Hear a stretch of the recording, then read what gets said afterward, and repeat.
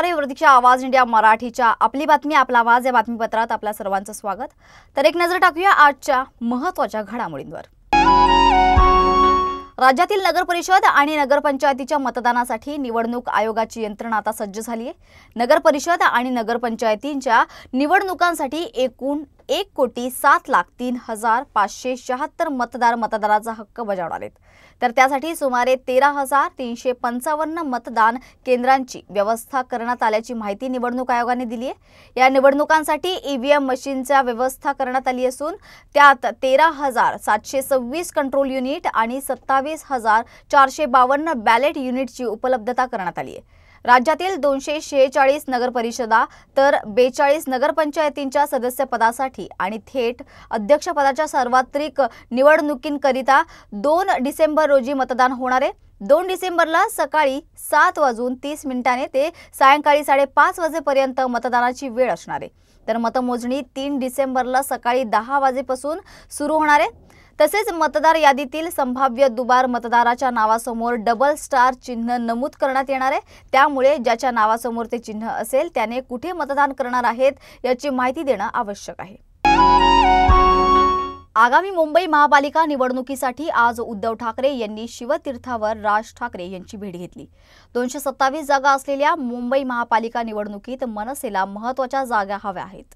तर यापूर्वी उद्धव ठाकरे सेनेतील नेते आणि मनसेतील नेते यांच्यात चर्चेची एक फेरी झाल्याचं समजतंय, पण त्यात काही जागांवरून मतभिन्नता दिसून येते। काही जागांवर दोन्ही पक्ष आग्रही असल्याने तिढा निर्माण झाली आहे। तर या बैठकीत कोणताही सकारात्मक तोडगा निघाला नसल्याचं समजतंय। मनसे आणि उद्धव सेना यांच्यात 75 जागांवर खलबत सुरू असून यावर तोडगा काढण्याची कसरत करावी लागणार असल्याची समजते। सत्ताधारी महायुतीतील 3 पक्षांमध्ये राज्याच्या तिजोरीवरील नियंत्रण आणि निधी वाटपाबाबत मोठी चढाओढ सुरू आहे। यावर प्रतिक्रिया देताना राष्ट्रवादी काँग्रेसचे संस्थापक शरद पवार यांनी या परिस्थितीवर नाराजी व्यक्त केली आहे। हल्ली कामावर मतं मागितली जात नाही, पैसे आणि निधी देण्याचं आश्वासन देऊन मतं मागितली जातात, हे योग्य नाही असं ते यावेळी म्हणाले। तर बारामतीत बोलताना शरद पवार यांनी निवडणुकीत अनावश्यक राजकारण होत असल्याचं सांगितलंय। या निवडणुकीत विविध ठिकाणी गट तयार होत आहेत, तर त्यामुळे महायुतीत एकवाक्यता नसल्याचंही त्यांनी नमूद केलंय। तरीही लोक मतदानातून योग्य निकाल देतील असा विश्वास त्यांनी व्यक्त केलाय। याशिवाय सर्वोच्च न्यायालयात प्रलंबित असलेल्या 50% आरक्षण मर्यादेबाबतच्या खटल्यावर भाष्य करताना न्यायालयाची भूमिका यावेळी कठोर दिसत असल्याचे पवार यांनी म्हटलंय। तर 2 ते 3 दिवसांत निकाल अपेक्षित असून सध्या काहीही म्हणणं योग्य नसल्याचंही त्यांनी यावेळी सांगितलंय। राष्ट्रवादी काँग्रेस सोडून भाजपमध्ये गेलेल्या राजन पाटील यांनी 17 जागा बिनविरोध निवडून आणल्या असल्या तरी नगराध्यक्षपदासाठी झालेल्या संघर्षात उज्ज्वला थिटे यांचा उमेदवारी अर्ज तांत्रिक कारणावरून बाद करण्यात आलाय। त्यांनी कोर्टात धाव घेतली पण याचिका फेटाळण्यात आली। तर या पार्श्वभूमीवर सोलापूरच्या कार्यक्रमात अजित पवारांनी उज्ज्वला थिटे यांचा सत्कार करत राजन पाटील यांच्यावर दमदाटीचे दहशतीचे राजकारण केल्याचा आरोप केलाय। लोकशाहीत सर्वांना निवडणुकीत उभं राहण्याचा अधिकार असून मस्ती करणाऱ्यांना खड्यासारखं बाजूला काढलं जातं अशा शब्दांत त्यांनी पाटील यांच्यावर टीका केली आहे। पुढील निवडणुकीत चांगल्या विचारांच्या लोकांना संधी द्यावी असं आवाहनही त्यांनी स्थानिक नेत्यांना केलंय। मालवण नगरपालिका निवडणुकीच्या पार्श्वभूमीवर शिवसेनेचे आमदार निलेश राणे यांनी एक स्टिंग ऑपरेशन केलं। राणे यांनी मालवणमधील भाजप पदाधिकारी विजय केनवडेकर यांच्या घरात अचानक प्रवेश करून लाईव्ह व्हिडिओ केला। या व्हिडिओमध्ये त्यांनी केनवडेकर यांच्या घरात पैशांनी भरलेली एक बॅग दाखवली आणि हे पैसे मतदारांना वाटण्यासाठी वापरले जात असल्याचा आरोप त्यांनी केलाय। या प्रसंगी कुडाळमधील भाजप कार्यकर्ते बंड्या सावंत देखील त्या ठिकाणी उपस्थित असल्याचं राणे यांनी सांगितलंय। तर त्यांनी तात्काळ पोलीस आणि निवडणूक यंत्रणेला बोलावून पैशांची बॅग ताब्यात घेण्याची मागणी केली। निवडणूक अधिकाऱ्यांनी आणि पोलिसांनी यानंतर पुढील तपास आणि कारवाई सुरू केली आहे। सिंधुदुर्गमधील 4 नगरपालिकांच्या निवडणुका सुरू असून मालवणमध्ये शिवसेना विरुद्ध भाजप अशी थेट लढत आहे। निलेश राणे यांच्या आरोपांवर रवींद्र चव्हाण यांनी सध्या भाष्य टाळलंय. मात्र त्यांनी सांगितलंय की 2 डिसेंबरपर्यंत युती टिकवायची आहे, ज्यामुळे पुढील राजकीय परिस्थिती कशी असेल याबाबत प्रश्न उपस्थित होत आहेत. महायुतीत पडद्यामागील हालचाली सुरू असल्याचंही संकेत मिळत आहेत. तर 2 डिसेंबर नंतर नेमकं काय घडणार हे पाहणं महत्त्वाचं ठरणार आहे.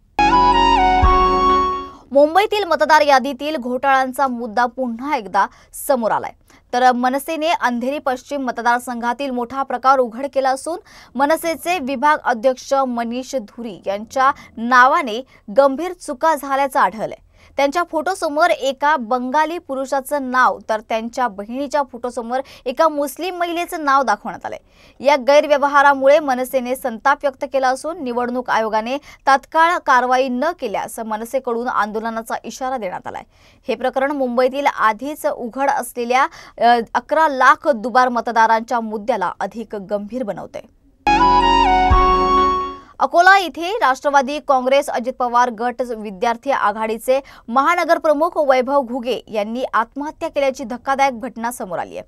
तर जुन्या आरटीओ रोडवरील रेल्वे ट्रॅकवर घडलेल्या या घटनेमुळे परिसरात एकच खळबळ माजली आहे.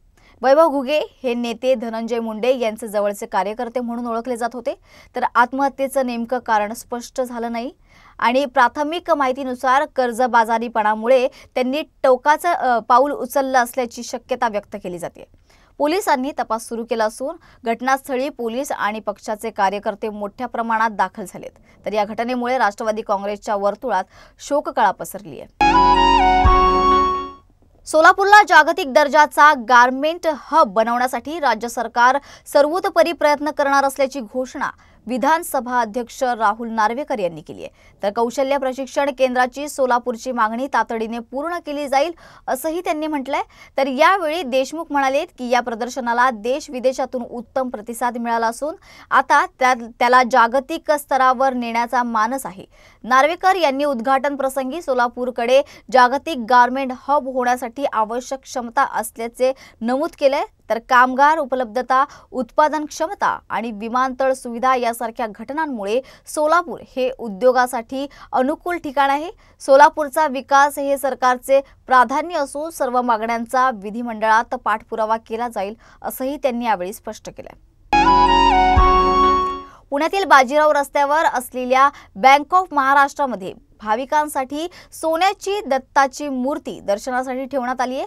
ही मूर्ती 3.5 किलो वजनाची असून ती भाविकांना फक्त वर्षातून एकदाच पाहायला मिळते.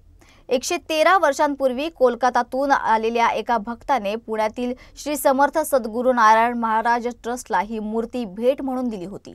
सुरक्षा कारणास्तव ही मूर्ती गेल्या 60 वर्षांपासून बँकेच्या लॉकरमध्ये ठेवली होती. दरवर्षी दत्त जयंतीच्या पूर्वीच्या गुरुवारी ही मूर्ती विशेष दर्शनासाठी बँकेत ठेवली जाते. आजही भाविकांची गर्दी सकाळपासूनच सुरू झाली आहे. अनेकांनी लांबच लांब रांगा लावून या ऐतिहासिक आणि अत्यंत मौल्यवान मूर्तीचं दर्शन घेतलं. पॅरिसमधील युनेस्को मुख्यालयात संविधान दिनानिमित्त भारताच्या संविधानाचा आणि डॉक्टर बाबासाहेब आंबेडकरांच्या योगदानाचा गौरव केला गेलाय. पंतप्रधान नरेंद्र मोदी यांनी डॉक्टर बाबासाहेब आंबेडकरांचे पुतळ्याचे अनावरण केलं आणि याला बाबासाहेबांना खरी श्रद्धांजली म्हटलंय.